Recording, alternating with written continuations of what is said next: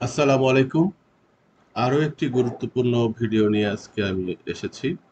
আজকে মূলত সাবকোয়েরি কিভাবে করতে হয় সেই বিষয়টি দেখাবো। এসকিউএল এ আমরা কোয়েরি লিখি, সবাই জানি কিভাবে কোয়েরি লিখতে হয়। তো কোয়েরির ভিতরে আবার নতুন করে কোয়েরি লেখা যায়, অর্থাৎ একটি কোয়েরির ভিতরে যখন আবার নতুন করে কোয়েরি লেখা শুরু হয় তখন সেটাকে সাবকোয়েরি বলে। কোয়েরি সাধারণত শুরু হয় সিলেক্ট কিওয়ার্ড দিয়ে।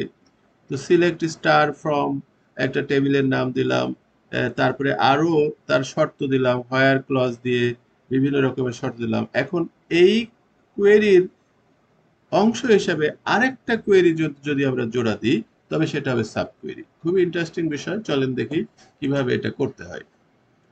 তো এই sub query is a SQL query nested inside A larger query. একটা বড় কোয়েরির ভিতরে এই নেস্টেড হয়। হ্যাঁ, ইনসাইড এ লার্জার কোয়েরি। এটার সিনট্যাক্সটা সাধারণত এরকম হয় যে সিলেক্ট দেওয়ার পরে আমি হয়তো কোনো একটা স্টার হোক বা আমি কলাম লিস্ট দিলাম, তারপরে টেবিলের নাম দিলাম। হোয়ার ক্লজের ভিতরে আমরা যখন এক্সপ্রেশন লিখি তখন এক্সপ্রেশনের এক অংশে আমরা এই সাব কোয়েরি আবার লিখি। এটার একটা উদাহরণ দিলে জিনিসটা ক্লিয়ার হবে। আমরা চলেন এই সাব কোয়েরি একেবারে এসকিউএল সার্ভারে দেখি।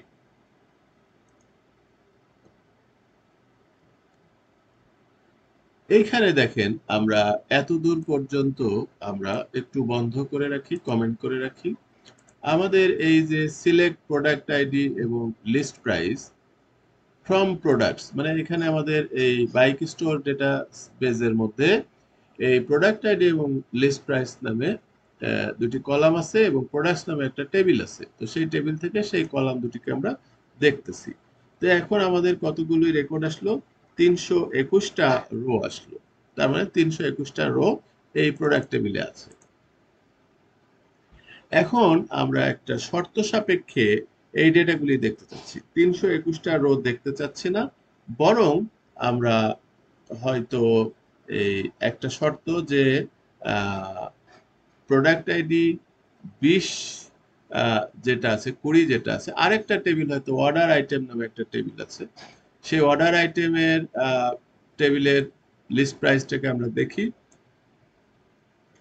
এটা হয়তো আরেকটা কোয়েরি দিয়ে দেখলাম যে অর্ডার আইটেম থেকে লিস্ট প্রাইস গুলি দেখলাম।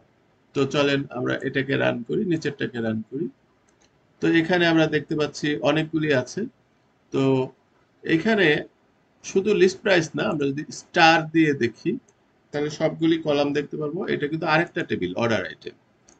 তো সেখানে আমরা দেখতে পাচ্ছি যে ১ নম্বর ২০ নম্বর প্রোডাক্ট আইডির একটা লিস্ট প্রাইস আছে, ৮ নম্বর প্রোডাক্ট আইডির একটা লিস্ট প্রাইস আছে।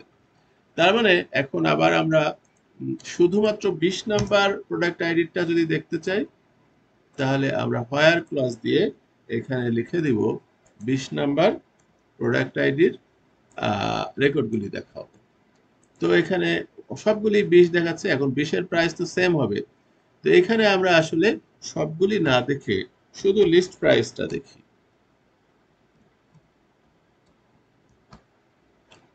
তাহলে দেখেন ২০ নম্বর প্রোডাক্টের লিস্ট প্রাইস যদি আমরা দেখি অনেকগুলি রো আসতেছে, কারণ অনেকগুলি ২০ নম্বরের আইটেম আছে।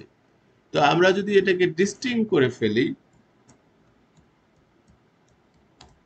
তাহলে একটাই পাবো। তার মানে আমরা জানতে পারলাম যে ২০ নম্বর প্রোডাক্ট আইডির প্রাইস কিন্তু এই অর্ডার আইটেম টেবিলে আছে ৫৯৯.৯৯। এখন আমরা যদি একটা শর্ত দিই, শর্তে যদি বলি, আমাদের মেন কোয়েরিতে যদি শর্ত দিই, সেখানে যদি বলি হোয়ার লিস্ট প্রাইস গ্রেটার দ্যান এই ৫৯৯.৯৯, সেটা বলতেই পারি। তারপরে যদি আমরা এইটা রান করি তাহলে কি সবগুলি আসবে? অবশ্যই না। ১৯৩টা আছে, ৩২১টা ছিল ১৯৩। কেন? কারণ শুধুমাত্র যাদের লিস্ট প্রাইস ৫৯৯ এর বেশি সেগুলি এসেছে, যেগুলি ৫৯৯ এর কম সেগুলি আসেনি। এখন ৫৯৯ এরকম হার্ড কোডের আমরা দিতে পারি না, কারণ এই ২০ নম্বর প্রোডাক্ট আইডির মূল্য আবার ওই টেবিলে চেঞ্জ হয়ে হয়তো হয়ে গেছে ৬০০ কি ৭০০। তা আমরা এরকম হার্ড কোডের ২০ 599 না বলে আমরা যদি এভাবে বলি যে লিস্ট প্রাইসটা যখন বড় হবে, কারণ আমরা জানি যে এই এই যে কোয়েরি, এই কোয়েরির আউটপুট কিন্তু 599। আমি আলাদাভাবে চালাচ্ছি, দেখেন এটার আউটপুট কিন্তু 599। তাহলে এই শর্তের এক অংশে লিস্ট প্রাইস দিলাম, আর এক অংশে পুরো কোয়েরিটা দিয়ে দিলাম, কারণ এই কোয়েরির রেজাল্ট হচ্ছে 599। তাহলে দেখেন এটা একটা কোয়েরি, তার ভিতরে আবার একটা পূর্ণাঙ্গ কোয়েরি দিয়ে দিলাম, এটাকেই বলে সাব কোয়েরি। তো এরকম সাব কোয়েরি আমাদের লাগতে পারে কেন? এই যে এখানেই লাগলো যে আমরা আসলে আইটেম, অর্ডার আইটেম টেবিলে 20 নাম্বার প্রোডাক্টের যে দাম আছে সেই দামের থেকে বেশি দাম হইলে তাদেরকেই দেখতে চাই। তাহলে এখানে তো আমি স্পেসিফিক কোনো দাম বলতে পারছি না, বরং আরেকটা টেবিলের 20 নাম্বার প্রোডাক্ট আইডির যে দাম সেটাকে আমাকে আগে বের করতে হচ্ছে, বের করে সেটা এখানে দিতে হচ্ছে। তো সেই জন্যই আমাদের এখানে সাব কোয়েরির প্রয়োজন হচ্ছে। এখানে একটা ব্যাপার লক্ষণীয়, এখানে কিন্তু আমাদের এমন একটা রেজাল্ট দিতে হবে, সেটা কিন্তু একটাই রেজাল্ট হবে। আমরা ধরেন কোনো কারণে এখানে যদি ডিস্টিং না দিই, তাহলে এটা রেজাল্ট কিন্তু একটা হবে না। দেখেন এটা রেজাল্ট অনেক হবে, কারণ 20 নম্বর প্রোডাক্টের যতগুলি আছে এখানে ডিস্টিং হবে না, 84টা হয়েছে আসলে। তো এটা যদি দিই তাহলে কিন্তু এখন এরর হবে। এই যে দেখেন এখানে একটা এরর হচ্ছে, কারণ কি?